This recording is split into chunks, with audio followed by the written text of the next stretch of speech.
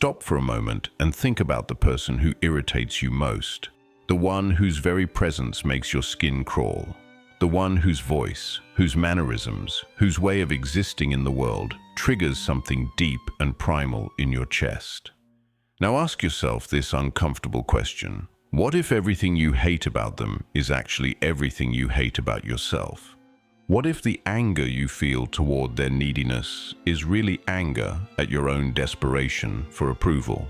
What if the disgust you feel at their weakness is really disgust at your own vulnerability?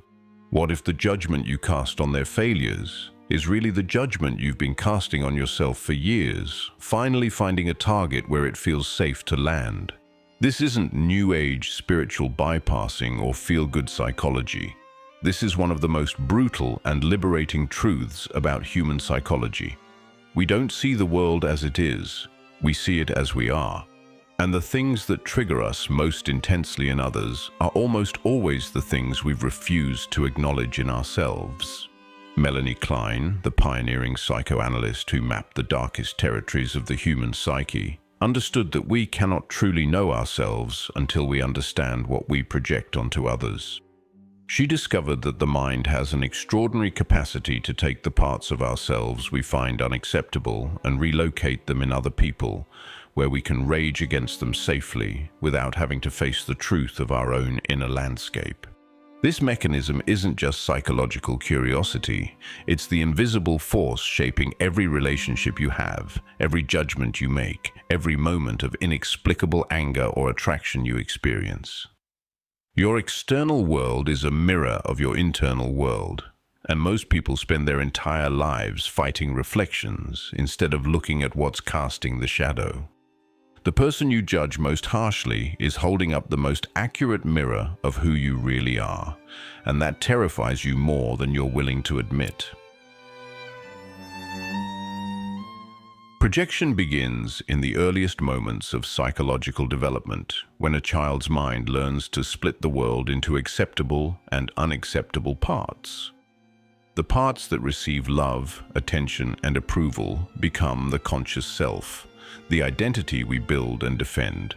The parts that are met with rejection, shame, or punishment become the shadow, the aspects of ourselves we learn to deny, repress, and eventually forget we ever possessed. Robert Johnson, whose work on shadow psychology revealed how these disowned parts of the self continue to operate unconsciously, understood that what we exile doesn't disappear. It goes underground, where it begins to influence our perceptions, relationships, and emotional responses in ways we can't recognize or control. Consider how this process unfolds in childhood. The little girl who's told she's too emotional learns to split off her feelings and relocate them in others, whom she'll later judge as overly dramatic or unstable. The boy who's punished for showing vulnerability learns to exile his softness and will spend his adult life despising weakness in others while remaining unconscious of his own buried need for comfort and care. The shadow doesn't contain only negative qualities. We also project our disowned positive attributes, our creativity, our intelligence, our capacity for joy, onto others when we've been taught that these qualities are dangerous, selfish, or somehow inappropriate for us to possess. The person who was raised to be modest may spend their life in awe of others' confidence while remaining blind to their own untapped power. Robert Johnson observed that the shadow grows stronger with each act of denial. Every time we refuse to acknowledge an uncomfortable aspect of ourselves, we add energy to the projection mechanism. The rage we feel toward others' greed becomes more intense as we become more unconscious of our own desires. The disgust we feel toward others' neediness grows more powerful as we become more disconnected from our own emotional requirements.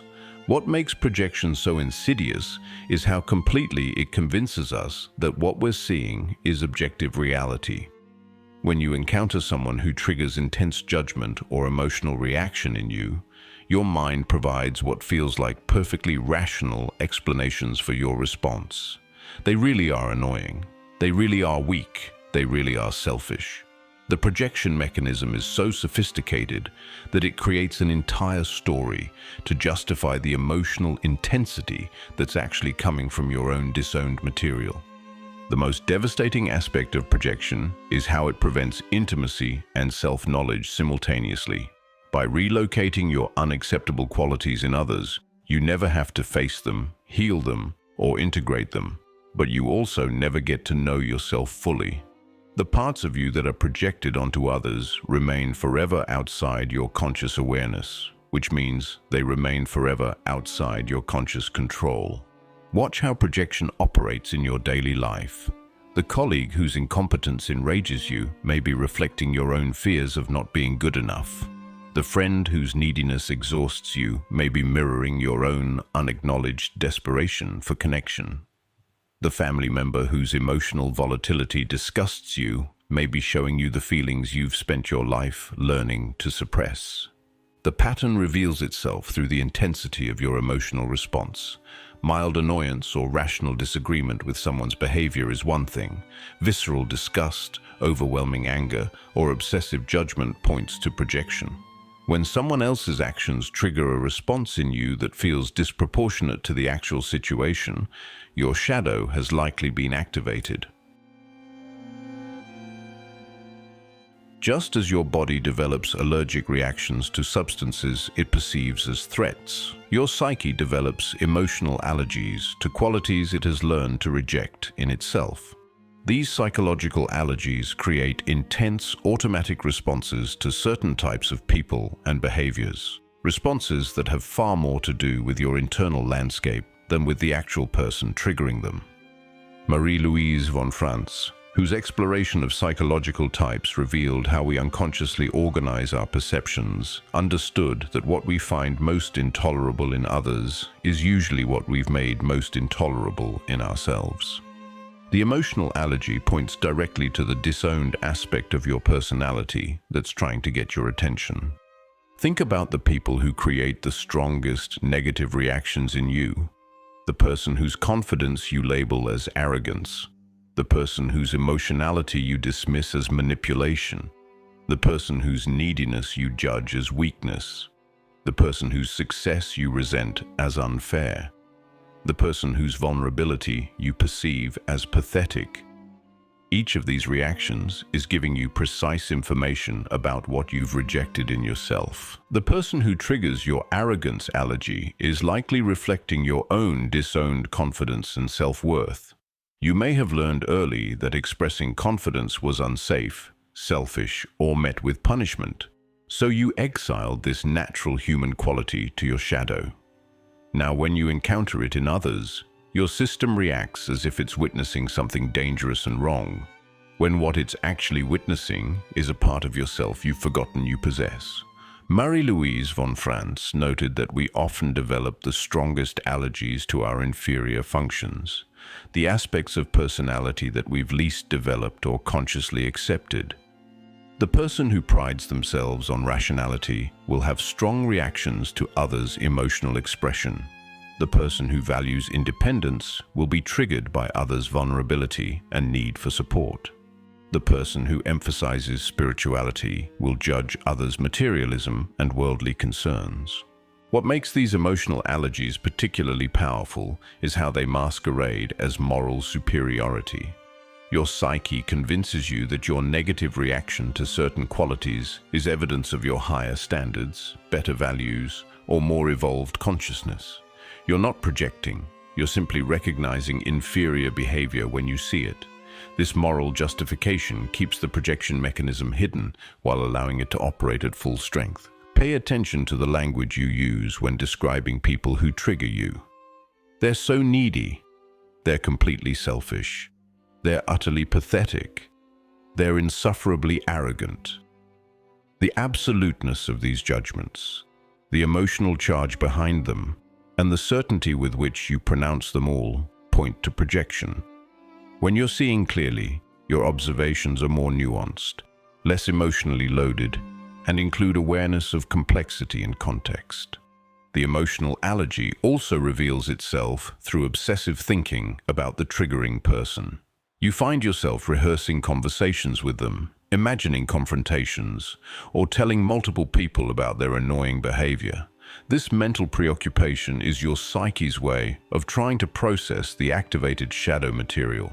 But as long as you believe the problem exists in the other person, the processing can never be completed. Consider how these allergies limit your capacity for relationship and understanding. When you automatically judge certain types of people as unacceptable, you cut yourself off from learning what they might teach you. When you react with disgust to certain human qualities, you limit your own emotional range and flexibility. When you project your shadow onto others, you create a world populated by enemies who are actually carrying aspects of yourself you need to reclaim. The most liberating realization is that your emotional allergies are actually roadmaps to your wholeness. Every person who triggers intense judgment in you is showing you a part of yourself that wants to be acknowledged, understood, and integrated. The qualities you find most intolerable in others are often the qualities you most need to develop in yourself. Your judgments about others function like a sophisticated psychological mirror, reflecting back the exact contours of your own disowned psyche with startling precision. The harshness with which you judge others' flaws directly correlates to the harshness with which you judge those same flaws in yourself. The blind spots you have about others' positive qualities reveal the blind spots you have about your own gifts and capabilities. James Hollis, whose work on projection and shadow integration revealed the profound ways our inner world shapes our outer experience, understood that we live in a universe of mirrors. Every person we encounter, every character we're drawn to in stories, every public figure we admire or despise is reflecting something back about our own psychological makeup. But most people spend their lives arguing with mirrors instead of looking at what's being reflected. Watch how this operates in your own life. The friend you criticize for being too sensitive may be reflecting your own rejected vulnerability. The family member you judge for being selfish may be showing you your own disowned healthy boundaries and self-advocacy. The colleague you resent for being lazy may be mirroring your own suppressed need for rest and ease. The acquaintance you dismiss as boring may be reflecting your own fear of being ordinary or unremarkable. The mirror mechanism works both ways. The people you idealize and admire beyond reason are also projections. They're carrying your disowned positive qualities. The artist whose creativity you worship may be reflecting your own artistic potential that you've convinced yourself you don't possess. The leader whose confidence you revere may be showing you your own capacity for authority and influence that you've learned to suppress. The person whose happiness you envy may be mirroring your own untapped capacity for joy. James Hollis observed that projection serves the psyche's attempt to maintain psychological equilibrium, but it comes at the cost of authentic self-knowledge and genuine relationship. When you project your shadow onto others, you avoid the discomfort of owning your full complexity, but you also prevent yourself from accessing the energy and wholeness that comes from integration. The most telling aspect of the mirror mechanism is how it reveals the internal dialogue you have with yourself. The criticism you level at others is usually identical to the criticism you level at yourself, just with the volume turned down so you can't hear it consciously. The person whose neediness disgusts you is receiving the same disgust you feel toward your own emotional requirements. Only now it's externalized where you can express it safely. Notice the particular words and phrases you use when judging others. They're so dramatic. They can't take responsibility for anything. They're always playing the victim. They think they're better than everyone else. These aren't just observations about other people. They're direct quotes from your own internal critic, the voice that speaks to you about your own perceived failings. The intensity of your judgments also reveals the intensity of your own internal conflict. The more harshly you judge someone's behavior, the more harshly you're judging that same behavior in yourself. The person whose anger triggers your strongest reaction is likely reflecting anger you're not allowed to feel or express. The person whose vulnerability makes you most uncomfortable is probably showing you softness you've had to armor against. Understanding the mirror mechanism doesn't mean that other people don't have flaws, or that all negative observations are projections. It means that the emotional charge you feel about someone else's behavior is information about your own psyche. You can observe that someone is chronically late without being triggered by it, unless their lateness is activating something unresolved in you about time, respect, control, or responsibility. The liberation comes when you begin using your judgments as self-exploration tools rather than evidence of other people's inadequacy. Every strong reaction becomes a doorway to greater self-understanding. Every person who triggers you becomes a teacher, showing you aspects of yourself you're ready to reclaim or heal. Projection doesn't operate only on an individual level. It's also the psychological mechanism behind scapegoating, where groups collectively project their disowned qualities onto specific individuals or other groups. Understanding this dynamic reveals how societies, families, organizations, and communities maintain their collective identity by exiling their shadow material onto designated carriers. René Girard, whose work on scapegoating revealed the fundamental role of projection in social organization, understood that groups bond through the process of identifying common enemies. By collectively agreeing that certain people embody everything wrong, dangerous, or unacceptable, the group creates cohesion while avoiding the need to examine their own shadow material.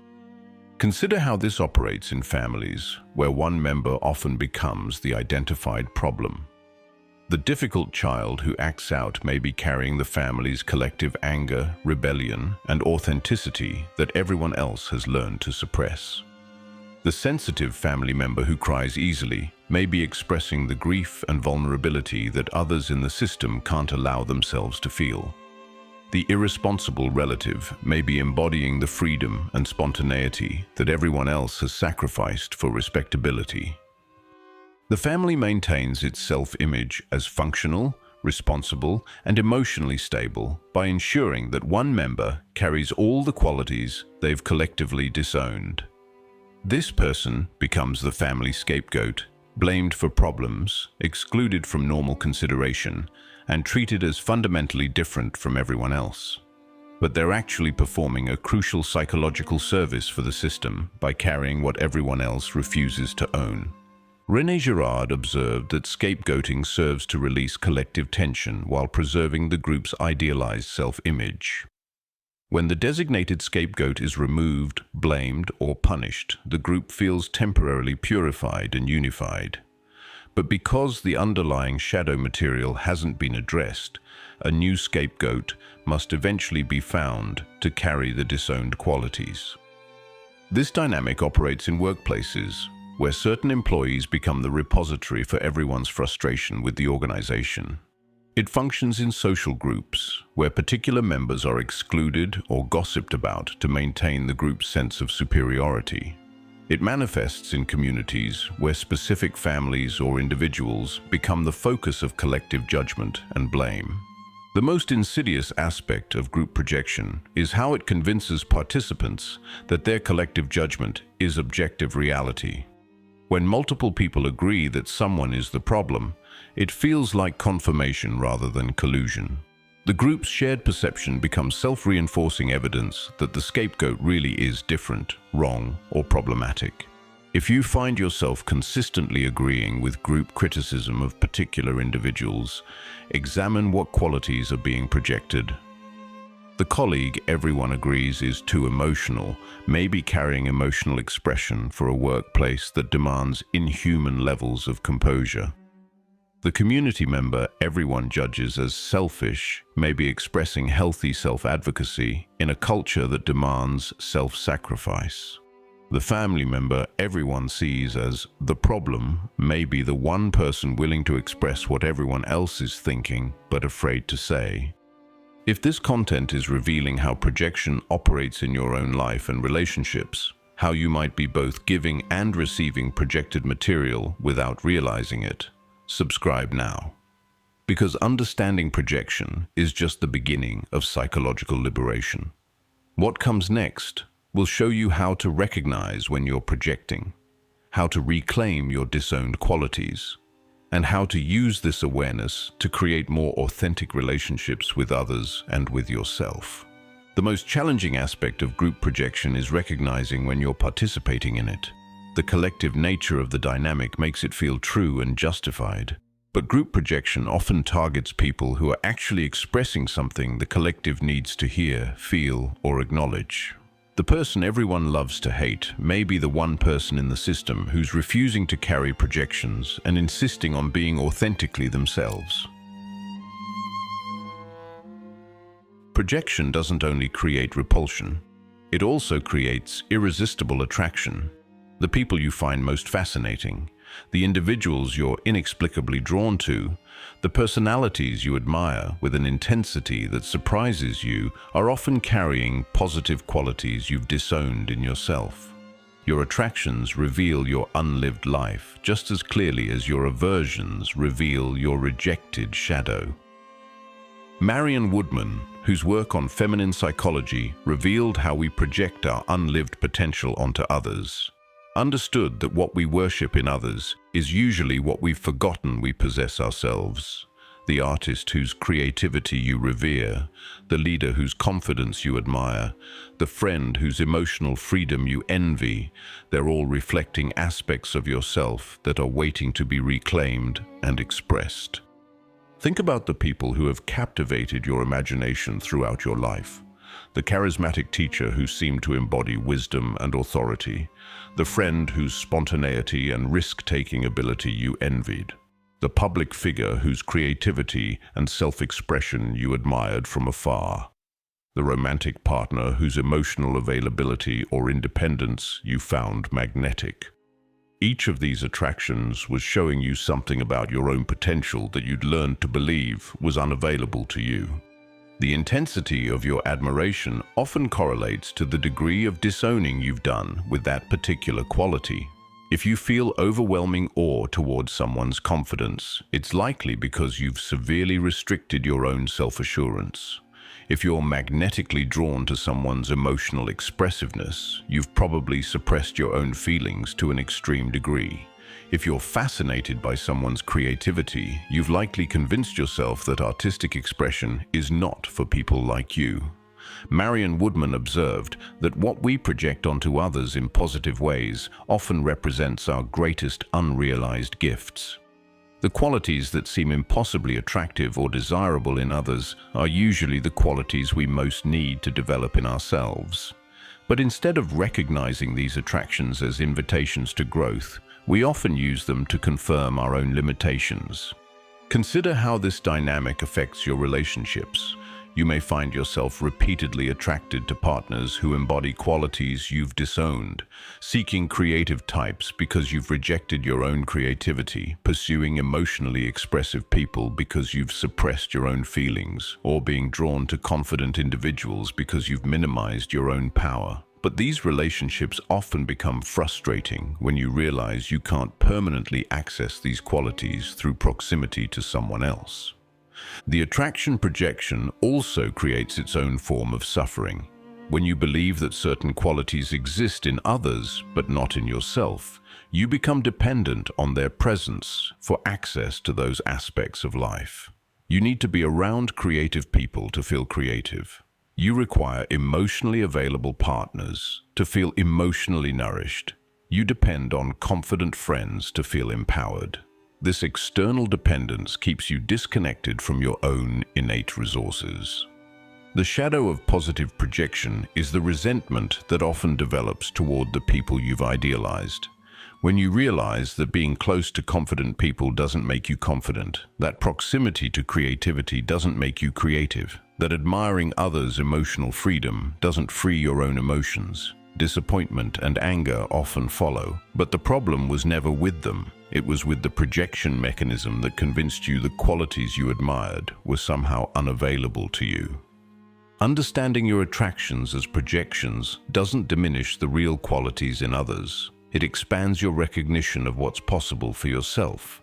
The The teacher whose wisdom you admired really may be wise, and their wisdom can inspire you to develop your own rather than convincing you that wisdom is something only special people possess. The friend whose creativity you envy really may be creative, and their creativity can remind you of your own artistic potential rather than proving that creativity belongs to others. The most liberating aspect of recognizing positive projections is how it transforms admiration from depletion to inspiration. Instead of worshipping others from a distance while diminishing yourself, you can appreciate their qualities while recognizing similar seeds within yourself. Their success becomes evidence of what's possible rather than proof of what you lack. Recognition of projection is only the first step towards psychological wholeness. The real work begins when you start the process of withdrawing your projections and reclaiming the disowned aspects of yourself. This integration process is challenging because it requires you to own qualities you've spent years, sometimes decades, believing were unacceptable or unavailable to you.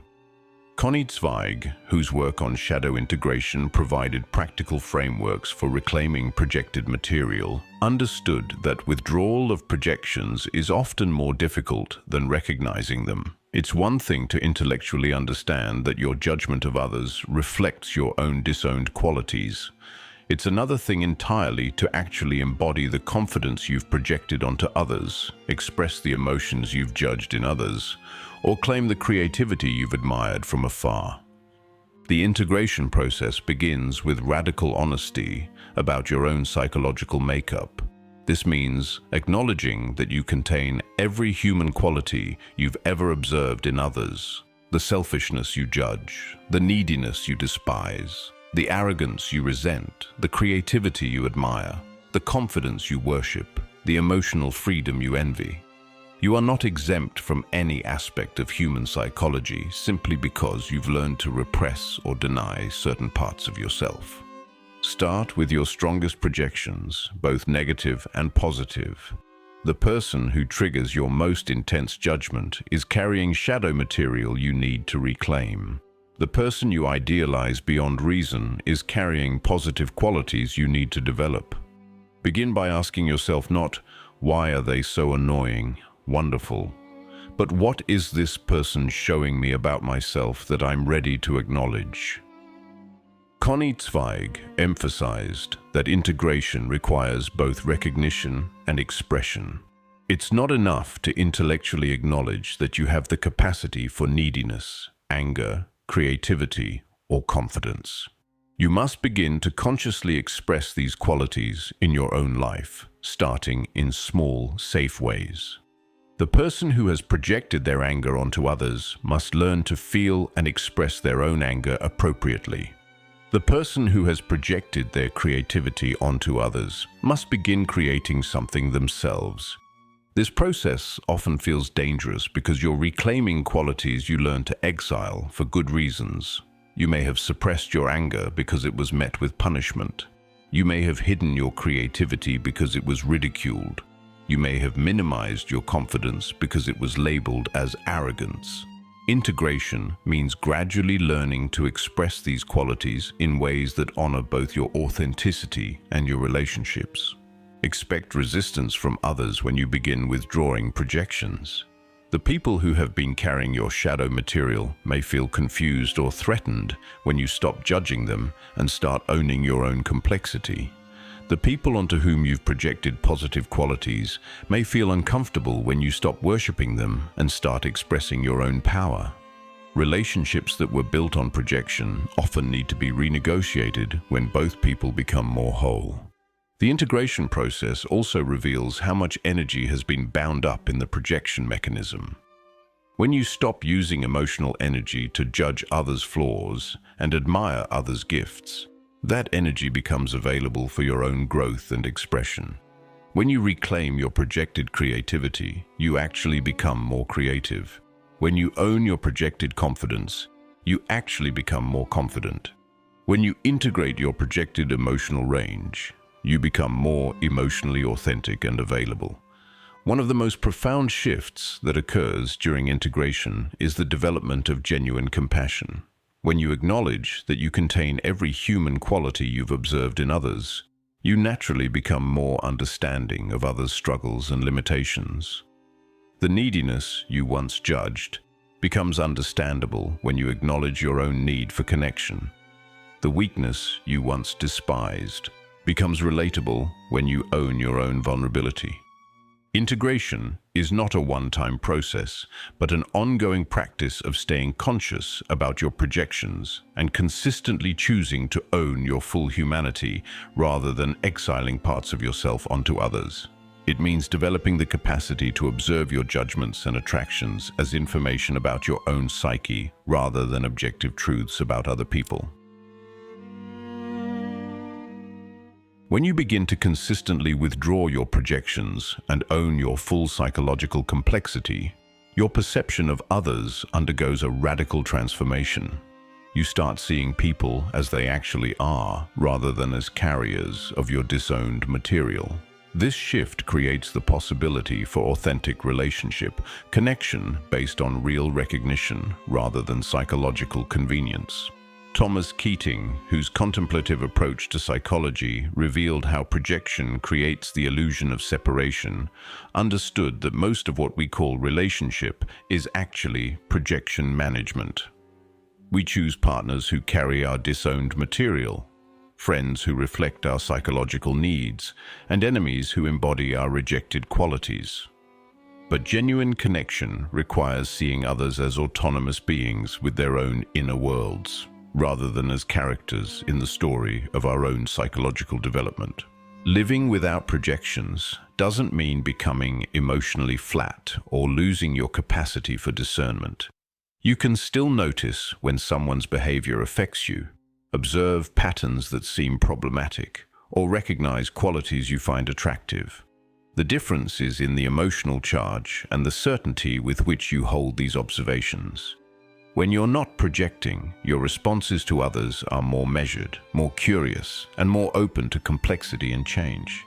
Notice how differently you experience people when you're not carrying projections about them. The colleague whose confidence once triggered your resentment becomes someone whose self-assurance you can appreciate without feeling diminished.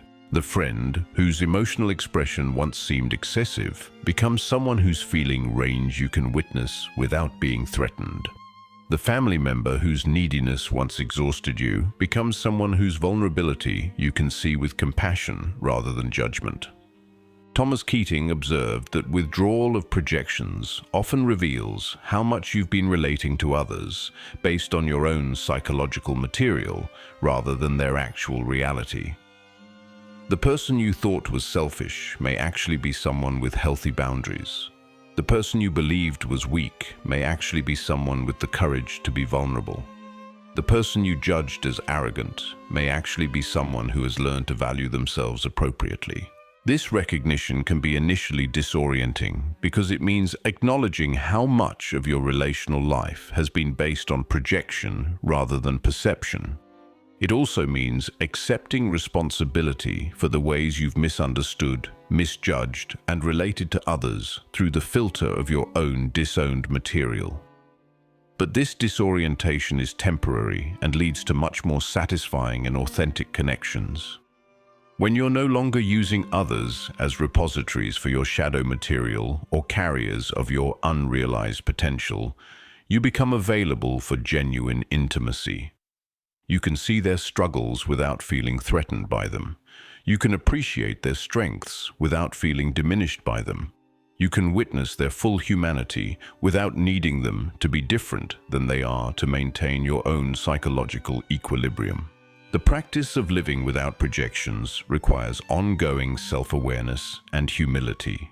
You must remain constantly curious about your own reactions to others, always willing to ask whether what you're seeing is about them or about you. This doesn't mean doubting all your perceptions, but it means holding them lightly enough to examine them for projective content. Perhaps most importantly, living without projections allows you to appreciate the full spectrum of human experience without needing to exile parts of it onto others. you can acknowledge your own capacity for selfishness without projecting it onto others. You can recognize your own potential for creativity without needing to worship it in others. You can own your full complexity while allowing others the same psychological freedom. The person who irritates you most is your greatest teacher. The individual whose very existence seems to challenge your peace is offering you the most direct path to your own psychological freedom. Because what you judge in them, what you resist in them, what you find intolerable about their way of being, is precisely what you've been hiding from yourself. This isn't spiritual platitude or therapeutic optimism. This is the fundamental mechanism by which the psyche protects itself from uncomfortable truths, while simultaneously creating opportunities for growth and integration. Every judgment you make, every emotional reaction you have to another person, every moment of attraction or repulsion is giving you detailed information about your own inner landscape.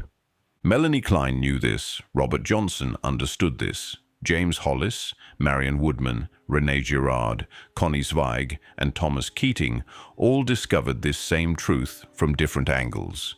We live in a world of mirrors, and what we see in others tells us more about ourselves than about them. The external world is constantly reflecting the internal world back to us, but we've learned to argue with the reflection instead of examining what's being reflected. The pain you judge in others, their neediness, their weakness, their selfishness, their arrogance, their emotional volatility, exists in you. The gifts you admire in others, their creativity, their confidence, their freedom, their emotional availability, also exist in you. You've simply learned to split your full humanity into acceptable and unacceptable parts, projecting the unacceptable parts onto others while maintaining the illusion that you possess only the qualities you've deemed appropriate. But this splitting comes at an enormous cost. When you exile parts of yourself onto others, you lose access to the energy and wholeness those parts contain. When you project your shadow onto others, you become dependent on having enemies to carry what you won't own. When you project your unrealized potential onto others, you become dependent on having heroes to carry what you won't claim. The liberation begins when you start treating your emotional reactions to others as curriculum for your own development.